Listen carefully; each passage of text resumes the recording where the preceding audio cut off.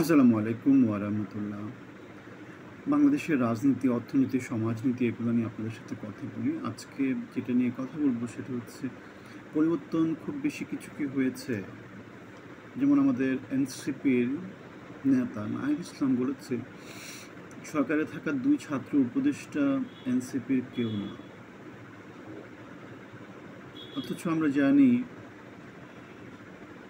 NCP প্রতিষ্ঠার পেছনে মাহফুজ আলম খুব বড় একটা ভূমিকা রেখেছে। নাসিরউদ্দিন পাটোয়ারি এনসিপিতে থেকে মাহফুজের বয়স, মাহফুজের চাওয়া পাওয়া সেগুলোকে প্রতিষ্ঠা করছে।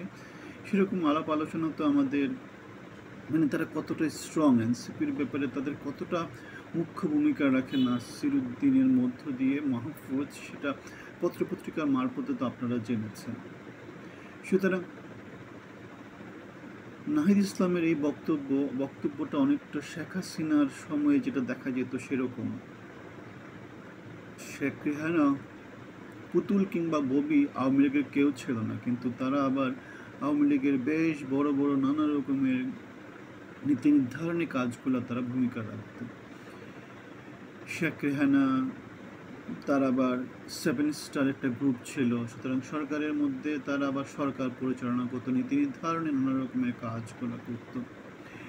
ঠিক তেমনি এখন আমরা দেখতে পাই যে সরকারের যে 2জন ছাত্র উপদেষ্টা আছে তারাও একই রকম করে এনসিপির হয়ে সরকারে তাদের ভূমিকা রাখছে, এবং যে ভূমিকাটা প্রচণ্ড রকমের প্রশ্নবিদ্ধ সমাজে নানা অঙ্গন থেকে, বিএনপির কাছ থেকে, অথবা যারা সুশীল সমাজ আছে, সাংবাদিক মহল আছে, তাদের কাছ থেকে প্রচণ্ড রকমের প্রশ্নবিদ্ধ। সুতরাং নাহিদ ইসলামের এই বক্তব্যের সাথে আমরা আসলে খুব বেশি পার্থক্য পাই না আগের সরকারের সাথে।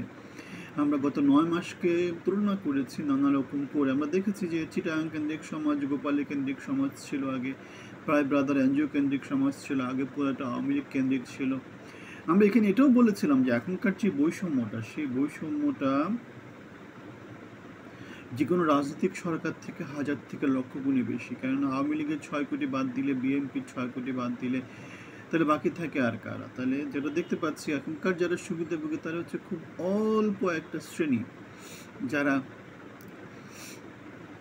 সমাজে প্রচণ্ড রকম করে বৈষম্য তৈরি করছে, প্রচণ্ড রকম করে স্বৈরাচার তৈরি করছে, প্রচণ্ড রকম করে শোষণ করছে, এবং সেটার গতি 1000 থেকে লক্ষ।